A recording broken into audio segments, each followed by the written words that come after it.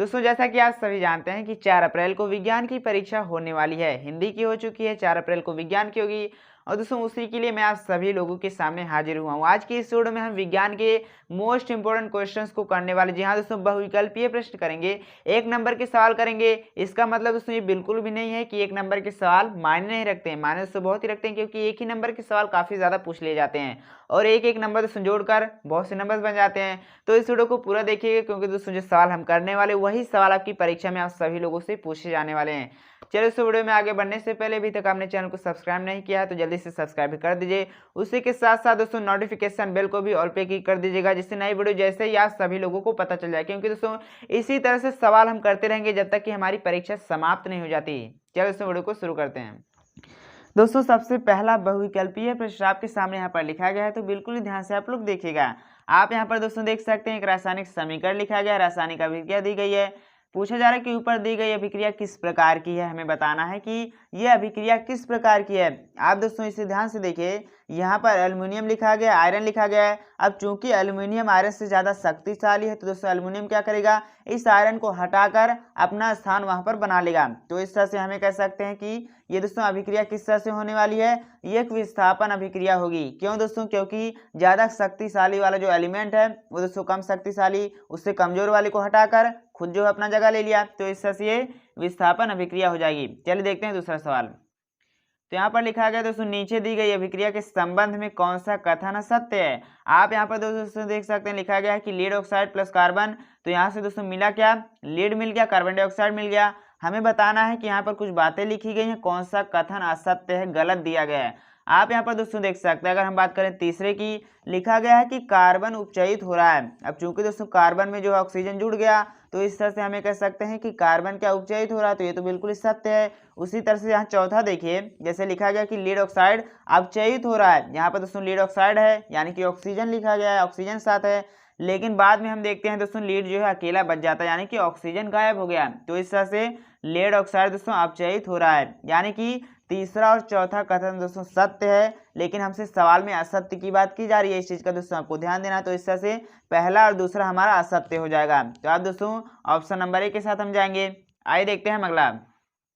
तो यहाँ पर आप देख सकते हैं दोस्तों, यहाँ पर हमें एक रासायनिक अभिक्रिया दी गई जिसमें हमें y का मान बताना है। जैसे कि यहाँ दोस्तों अगर हम बाएं देखते हैं, बाएं पे बिल्कुल ध्यान से देखिए, बाएं में है दोस्तों y लिखा गया है, और दाएं पे आप देख सकते हैं यहाँ पर दोस्तों सल्फर, यानी कि सल्फर डाइऑक्साइड, एक तरह से कह सकते हैं कि सल्फर लिखा गया है दोस्तों, ऑक्सीजन दिया गया है। लेकिन बाएं में यहाँ सल्फर है ही नहीं, तो इस तरह से हमें y का मान निकालना है। तो इसका मतलब दोस्तों एक चूंकि रासायनिक अभिक्रिया है तो संतुलित होनी चाहिए। तो हम दोस्तों y का मान एक ऐसा रखने वाले हैं जिसमें सल्फर हो, ऑक्सीजन हो, और उसी के साथ साथ दोस्तों संतुलित भी होना चाहिए। तो इस तरह से यहाँ 2 ऑप्शन दोस्तों बचते हैं। जैसे कि यहाँ देख सकते हैं दोस्तों ऑप्शन नंबर सी दिया गया, जिसमें सल्फर और ऑक्सीजन दोनों है। यहाँ पर आप देख सकते हैं दोस्तों हाइड्रोजन और सल्फर है। क्योंकि हाइड्रोजन से हमें मतलब नहीं है, क्योंकि दोस्तों अगर हम हाइड्रोजन यहाँ पर रख देंगे ना तो हाइड्रोजन ज्यादा हो जाएगा। तो इस तरह से हमारा ऑप्शन नंबर सी सही हो जाएगा, इसमें सल्फर डाइऑक्साइड दोस्तों लिखा गया है। तो इस तरह से आपको सवाल जो है कर लेने हैं। आइए हम दोस्तों आगे देखते हैं। यहाँ पर आप दोस्तों देख सकते हैं लिखा गया है कि लौह चूर्ण पर तनु हाइड्रोक्लोरिक अम्ल डालने से क्या होता है, सही उत्तर पर निशान लगाइए। इसमें दोस्तों डालने से होता है कि हाइड्रोजन गैस एवं आयरन क्लोराइड बनता है। अगर दोस्तों आप समीकरण बनाइएगा, जैसे कि लौह चूर्ण ले लीजिएगा यानी कि आयरन, उसमें दोस्तों हम क्या करेंगे, हाइड्रोक्लोरिक एसिड डालेंगे, तो उससे जो रासायनिक दोस्तों यानी कि जो अभिक्रिया होगी उसके बाद दोस्तों जो बनेगा वही हमें बताना है। तो इससे बनेगा दोस्तों ये कि हाइड्रोजन गैस निकलेगी, उसी के साथ साथ आयरन जो है क्लोराइड बन जाएगी। इसे आप करके भी देख सकते हैं। जैसे कि चलिए हम यहाँ पर दोस्तों आपको करके दिखा देते हैं। आयरन की बात की जा रही है, तो यहाँ पर देखिए हम क्या करेंगे, यहाँ पर दोस्तों लिखेंगे आयरन यानी कि लौह चूर्ण, इसमें दोस्तों हमें क्या करना है, हाइड्रोक्लोरिक एसिड यानी कि HCl दोस्तों मिलाएंगे, तो बनेगा क्या, यहाँ पर दोस्तों हाइड्रोजन गैस निकलेगी, उसी के साथ साथ आयरन क्लोराइड। अब आप दोस्तों जल्दी से मुझे ये बता दीजिएगा क्लोरीन की वैलेंसी कितनी होती है। क्लोरीन की दोस्तों अगर बात की जाए तो 1 होती है, तो यहाँ पर तो हम 1 ही लिख देंगे। उसी के साथ साथ आयरन की दोस्तों क्या हो जाएगी, FeCl2 प्लस दोस्तों हाइड्रोजन गैस बाहर निकल जाएगी। तो इस तरह से हमारी ये दोस्तों हमारी हो जाएगी समीकरण। तो आपको करना है कि दोस्तों ऑप्शन नंबर 1 के साथ हम जाएंगे, यही हमारा सही हो जाएगा। FeCl2 दोस्तों यानी कि आयरन क्लोराइड बन जाएगा। अगला सवाल यहाँ लिखा गया कि श्याम श्वेत फोटोग्राफी में प्रयुक्त होती है। कौन सी गैस दोस्तों क्या प्रयुक्त होता है हमें बताना है। तो इसमें दोस्तों प्रयुक्त होता है सिल्वर क्लोराइड। उसी के साथ साथ अगर आप देखिएगा सिल्वर क्लोराइड के साथ दोस्तों एक और चीज प्रयुक्त होती है, वो आपको कमेंट बॉक्स में जरूर लिखना है। चलिए हम आगे बढ़ते हैं।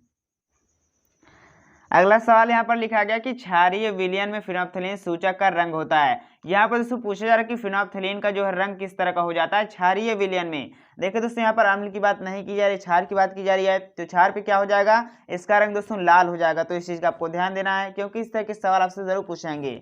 आगे यहाँ देखिए दूसरा सवाल दोस्तों लिखा गया है कि निम्न में प्रबल क्षार है, यानी कि सबसे ज्यादा दोस्तों मजबूत क्षार कौन सा होने वाला, सबसे ज्यादा शक्तिशाली कौन सा होगा। यहाँ पर आप देख सकते हैं दोस्तों लिखा गया कैल्शियम हाइड्रोक्साइड, पोटेशियम हाइड्रोक्साइड। तो अगर इसके हिसाब से हम देखते हैं दोस्तों पोटेशियम सबसे ज्यादा जो है मजबूत होता है दोस्तों, सबसे ज्यादा एक तरह से कहें कि बलशाली होता है। तो इस तरह से हमें कह सकते हैं कि पोटेशियम हाइड्रोक्साइड दोस्तों क्या हो जाने वाले सबसे प्रबल क्षार हो जाएगा।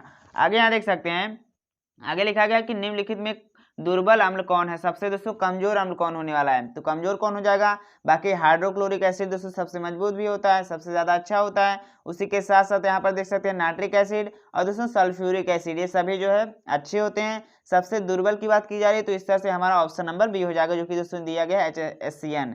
आगे देखते हैं, लिखा गया कि एसिटिक अम्ल एक दुर्बल अम्ल है क्योंकि, हमें बताना है कि एसिटिक अम्ल एक दुर्बल अम्ल क्यों है। अब दोस्तों कोई भी अम्ल दुर्बल क्यों होता है, क्योंकि इसके आयनन की मात्रा कम होती है। जो आयनन दोस्तों होते हैं उनकी मात्रा अगर कम होगी तो दुर्बल कहलाएंगे, अगर ज्यादा होगी तो मजबूत कहलाएंगे। तो इस तरह से ऑप्शन नंबर बी पे हम टिक लगा देंगे। अगला सवाल दोस्तों बहुत ही आसान है, तो इसका आप सभी लोगों को कमेंट बॉक्स में उत्तर जरूर लिखना है। जैसे कि लिखा गया कि H2S यानी कि हाइड्रोजन सल्फाइड विलयन का पीएच मान क्या, उसी तरह से या करके दोस्तों दूसरा सवाल लिखा गया कि अम्लीय विलयन का पीएच मान है H2SO4 सल्फ्यूरिक एसिड के जलीय विलयन का पीएच मान है।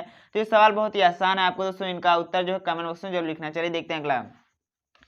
यहाँ पर दोस्तों आप देख सकते हैं छठा सवाल लिखा गया कि क्षारीय विलयन का पीएच मान है। तो इस तरह से बहुत ही आसान सवाल दोस्तों दिए गए हैं, ये सभी चीजें आपको पता होनी चाहिए। क्षारीय विलयन का दोस्तों पूछा जाए तो 7 से ज्यादा हो जाएगा, अगर अम्लीय का पूछा जाए तो 7 से कम हो जाता। अगला लिखा गया कि कोई विलयन लाल लिटमस को नीला कर देता है, लाल को दोस्तों नीला कर देता है तो इसका पीएच मान क्या होगा। अब देखिए लाल को नीला दोस्तों कर देता है तो जाहिर सी बात होगी वो क्षार होगा। अब क्षार का दोस्तों पीएच मान क्या होता है, 7 से ज्यादा होता है। 1 दिया गया है, 4 दिया गया है, 5 दिया गया है, 10 दिया गया है, तो ये दोस्तों 7 से ज्यादा क्या हो जाएगा, 10 हो जाएगा। तो ऑप्शन नंबर डी सही उत्तर हो जाएगा। आगे लिखा गया कि एक विलयन का पीएच मान 5 है, यह विलयन कैसा होगा। अब 5 दोस्तों 7 से कम है तो क्षारीय, क्षारीय नहीं होगा दोस्तों अम्लीय होगा।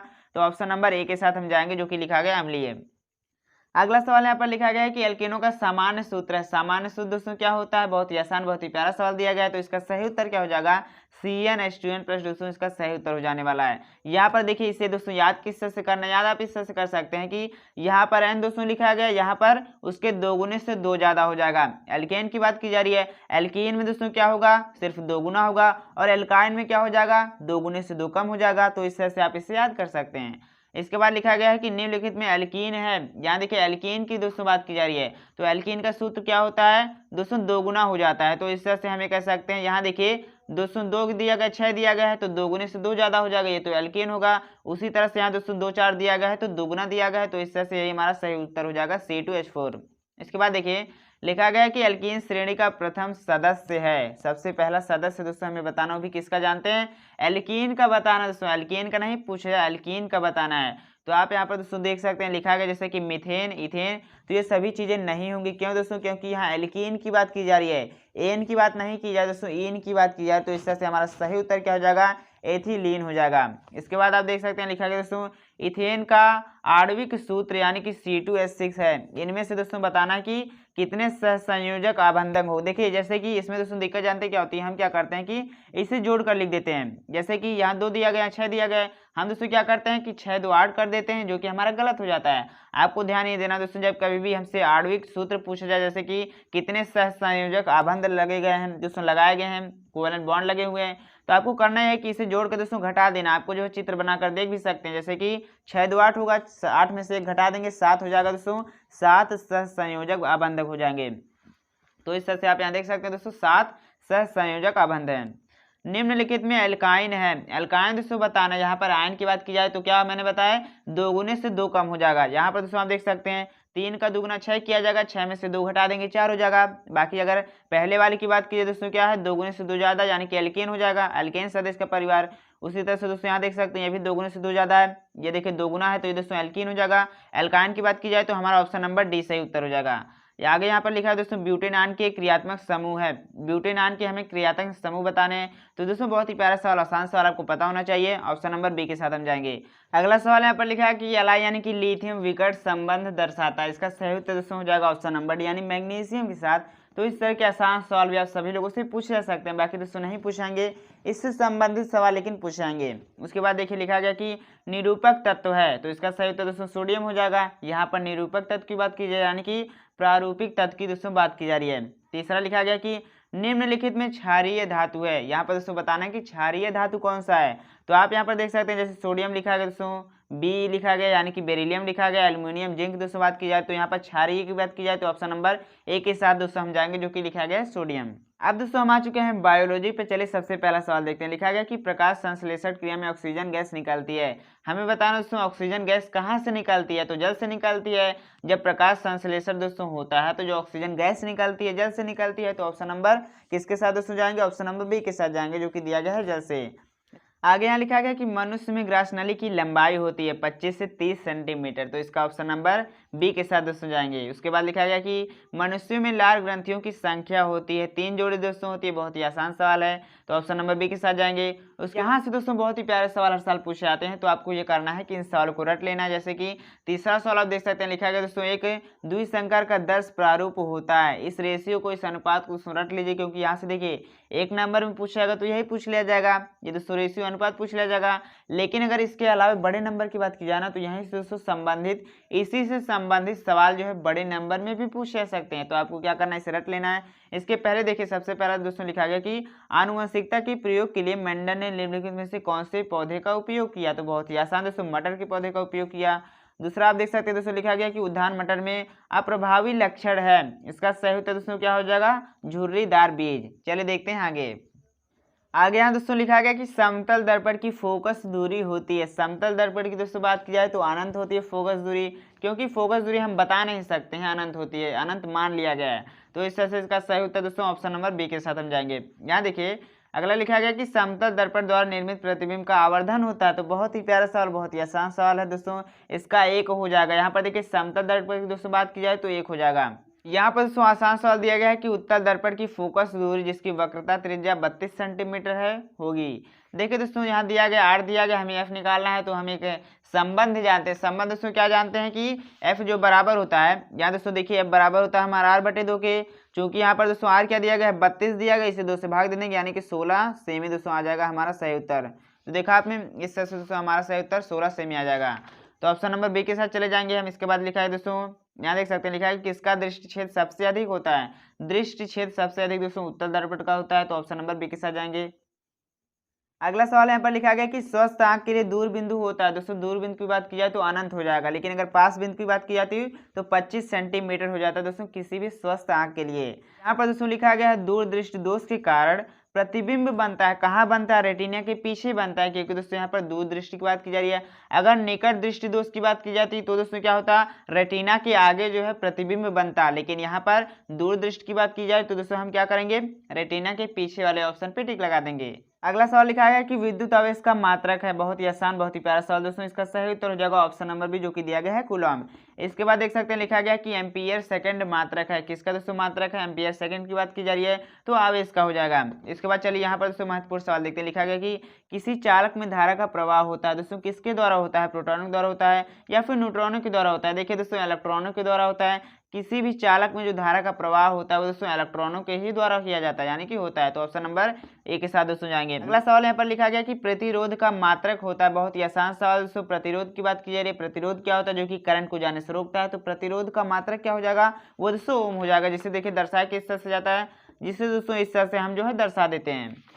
अगला सवाल लिखा गया कि ओम के नियम का सूत्र है। बहुत ही आसान सवाल दोस्तों, V=IR होता है। अगर देखिए कोई दो चीज दोस्तों दी गई है तो तीसरी चीज हम इस सूत्र की मदद से निकाल सकते हैं। तो यही होता है ओम के नियम का सूत्र। चलिए आगे देखते हैं। जैसे कि दोस्तों क्या लिखा गया कि ताप बढ़ाने पर किसी चालक का वैद्युत प्रतिरोध क्या होता है, घटता है, बढ़ता है, या फिर कभी घटता है फिर कभी बढ़ता है। आज दोस्तों जानते हैं, जैसे कि आपने ये सीखा है, ये जो सूत्र आपने जानते हैं कि H=I²RT होता है। हम क्या करते हैं, देखिए पूछा जाए कि ताप बढ़ा दिया जाए। अगर दोस्तों क्या किया जाए, ताप बढ़ा दिया जाए, एच दोस्तों बढ़ा दिया जाए तो बताना है कि जो वैद्युत प्रतिरोध होगा वो दोस्तों क्या घटेगा, बढ़ेगा या फिर क्या होगा। आप देखिए अगर दोस्तों ताप बढ़ाई जाएगी तो ये भी बढ़ेगा, तो इस तरह से ऑप्शन नंबर बी के साथ हम जाएंगे, लिखा गया है बढ़ता है।